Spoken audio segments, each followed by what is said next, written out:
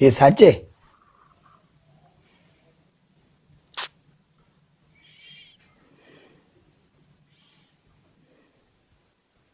ये अगर ये सच ना हो जाते फिर?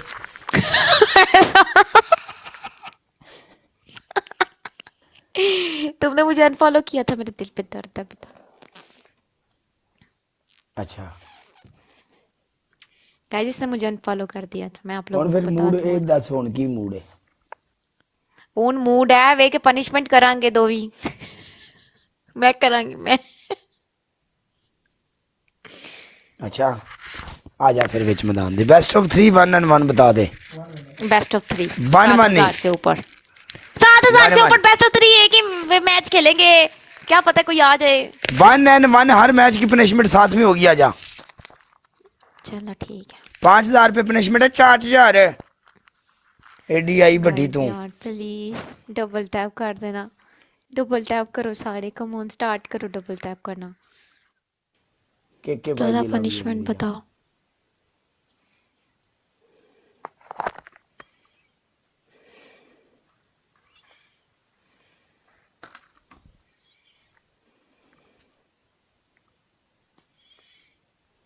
पनिशमेंट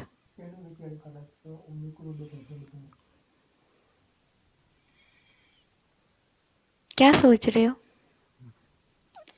पनिशमेंट बताओ।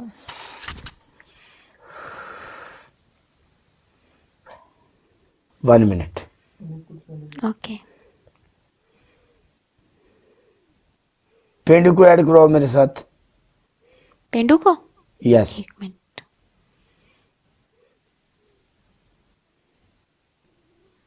एक मिनट ठहरो। पेंडू शायद किसी और के साथ लगा के बैठा हुआ है। नहीं नहीं नहीं नहीं, मिक्कू और पेंडू दोनों बैठे हुए हैं। हाँ गाइस पेंडू को लिखो जाके मैसेज नीचे।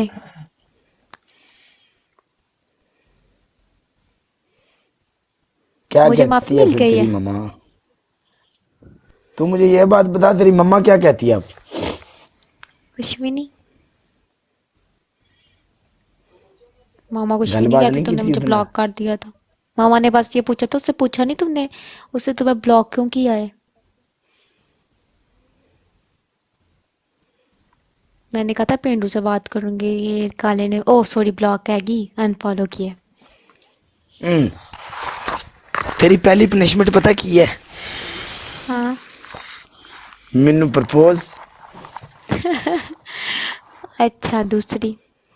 तेरी दूजी पनिशमेंट कैट वॉक।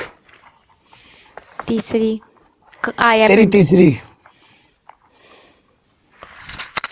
अस्सलाम वालेकुम। वालेकुम वालेकुम सलाम। अस्सलाम। सियालकोटी बब्बर शेर वेलकम। की हाल चाल जी भाई, ठीक हो? अल्हम्दुलिल्लाह। पेंडू तू सुना?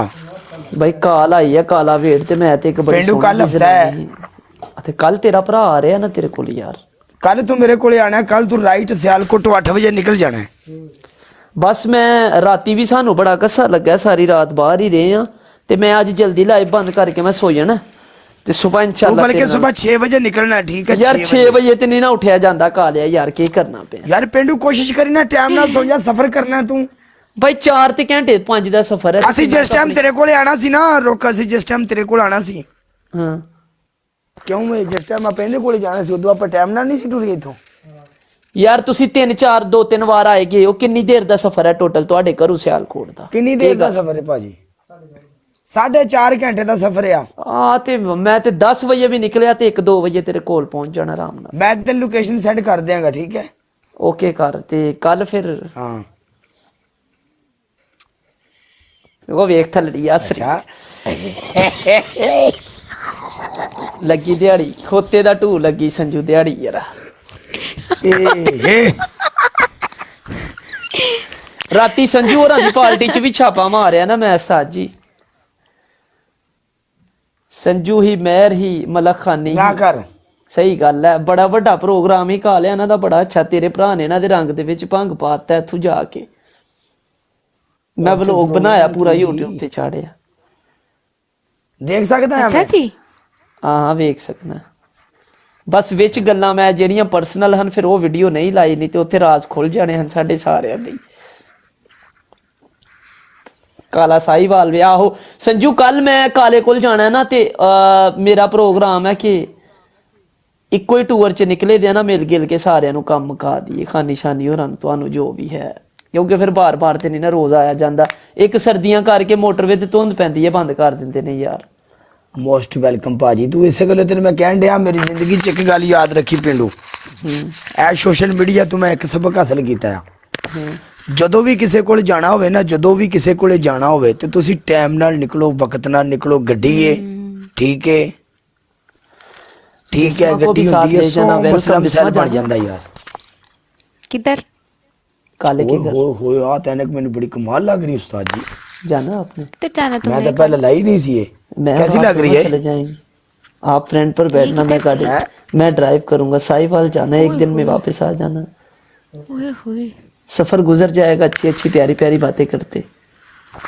ओ चले क्यों ओके मैं पनिशमेंट माफ है मुझे काला क्या करूं प्रपोज करना है काले को हाँ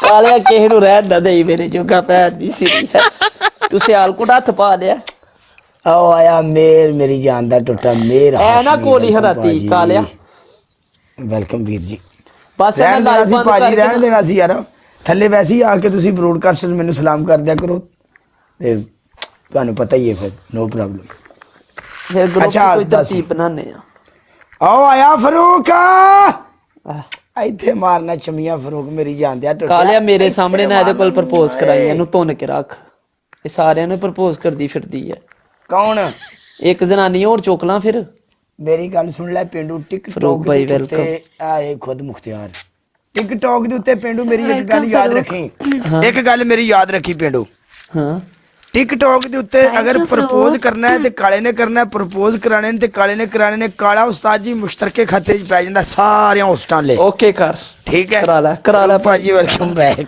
ਮਿਊਟ ਕਰਕੇ ਤੇ ਅਸੀਂ ਪਨਿਸ਼ਮੈਂਟ ਕਰਨੀ ਮੈਨੂੰ ਪ੍ਰਪੋਜ਼ ਕਰ ਚੱਲ ਮਿਊਟ ਕਰਕੇ ਤੇ ਅਸੀਂ काले आहा। मेरी तरफ देखो ਹਾਂ ਹਾਂ ਹਾਂ ਹਾਂ ਪ੍ਰਪੋਜ਼ ਇੰਜ ਨਹੀਂ ਹੁੰਦਾ ਮੇਰੀ ਗੱਲ ਸੁਣ ਲੈ ਪ੍ਰਪੋਜ਼ ਕਰ ਕਰਕੇ ਕਰਾ ਕੇ ਮੇਰਾ ਐਕਸਪੀਰੀਅੰਸ ਬਹੁਤ ਹੋ ਗਿਆ ਪ੍ਰਪੋਜ਼ ਕਰ ਮੈਨੂੰ ਫੀਲ ਹੋਵੇ अपना टैलेंट दिखाना मैनू प्रपोज करना टैलेंट दिखा काले। 2000 बंदा है अच्छा ठीक है सुनो ना मैं कर रही हूँ काले मेरी बात सुनो वेलकम अब्दुल खालिक भाई जब मैंने तुम्हें पहली दफा देखा और मैं देखती ही रह गई उफ।